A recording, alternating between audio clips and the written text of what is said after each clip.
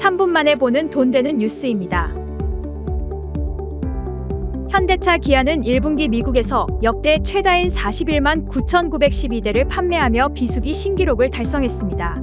트럼프 행정부의 수입차 25% 관세 예고로 소비자들이 서둘러 구입한 영향이 컸으며 특히 하이브리드차 판매가 34.5% 급증하며 호조를 보였습니다. 현대차 투싼, 기아 스포티지 등 SUV 모델이 베스트셀러로 선정되며 전체 판매를 견인했습니다. 경북 북부 지역에서 발생한 초대형 산불로 인해 지역 농업 기반이 붕괴되었으며 과수원과 농경지가 전소되면서 사과, 자두, 송이버섯 등의 생산이 수십 년간 어려울 것으로 예상됩니다. 산불 피해로 농산물 수급에 차질이 생겨 물가 상승이 우려되며 특히 노령화된 농촌 지역에서는 복구가 더욱 어려운 상황입니다. 전문가들은 이번 피해로 인해 국내 주요 농산물 생산이 최대 30년간 중단될 가능성이 있다고 경고하고 있습니다. 산업부가 첨단 기업에 취업한 우수 해외 인재에게 탑티어 비자, 세제 혜택, 주거 교육 지원 등을 종합 제공하는 K-테크 패스 프로그램을 시행합니다. 지원 대상은 세계 100대 공대 석박사 이상 학력이나 글로벌 500대 기업 경력자 등 조건을 충족하는 인재로 최대 10년간 소득세 50% 감면 등 혜택을 받습니다.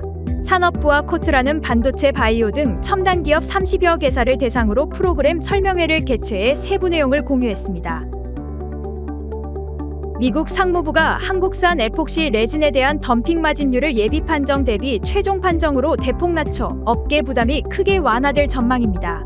산업부는 이번 결과가 미국의 계산 오류를 공식적으로 시정한 성과로 평가하며 보조금률도 경쟁국 대비 낮게 확정돼 영향이 제한적일 것으로 분석했습니다.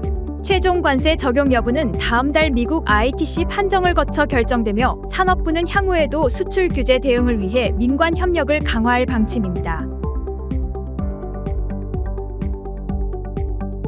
호주 IFM 인베스터스가 AI, 에너지 안보, 신재생 에너지가 인프라 투자의 미래를 재편할 것으로 전망했습니다.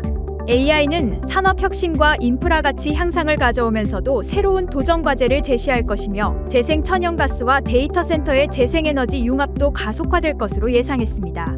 기업들은 전력 안정성과 경쟁력을 확보하기 위해 데이터 센터와 재생에너지를 결합하는 맞춤형 솔루션을 개발 중입니다. 산업부가 글로벌 공급망 위기 대응을 위해 전문가 워킹그룹을 구성하고 IPEF 회원국 간 협력 방안을 논의했습니다. 한국은 IPEF 초대 의장국으로서 모의 훈련과 정책 공유를 통해 회원국들의 공급망 위기 대응력을 강화할 예정입니다. 특히 헬스케어 광물 분야를 중심으로 모의 훈련을 실시해 공급망 불확실성에 대비할 방침입니다.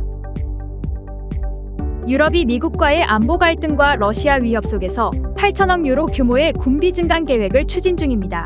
독일과 폴란드를 비롯한 국가들은 국방비 증액과 병력 증원을 통해 국방력을 강화하고 있습니다. 우리나라 방산 기업들은 가격 경쟁력을 앞세워 유럽 시장 공략을 확대하고 있습니다.